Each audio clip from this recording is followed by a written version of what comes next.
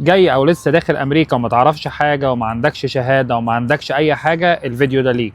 اول حاجه تنزل المطار بتاع امريكا، انسى اي حاجه في مصر، انسى ان انت تفضل تكلم الناس في التليفون عشان التايم هيفرق وانت هتكون شغال. طبعا ممكن تكلم عيلتك بس في الويك اند او في الفتره اللي انت قاعدها فاضي، بس للاسف انت مش هتكون فاضي خالص.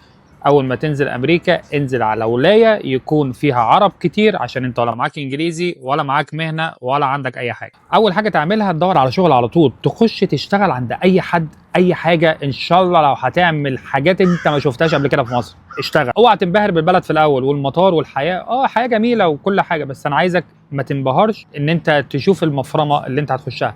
خش المفرمه، امبروف يور سيلف، بعد كده ابتدي انبهر. هتلاقي وقت كتير جدا وهتلاقي وقت ممل جدا في امريكا ان انت تنبهر بحاجات جميله جدا. ان انت كل يوم مش هيبقى عندك غير 3 حاجات في حياتك: سامز، كوسكو، وول مارت، وممكن محلين 3 يكونوا شغالين كده حواليك الحمد لله، او بنزينه.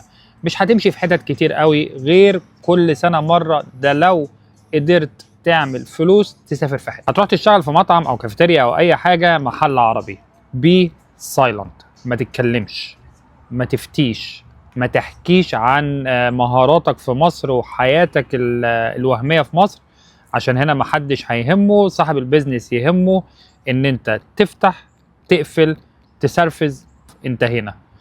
هو ده صاحب البيزنس عايزه منك.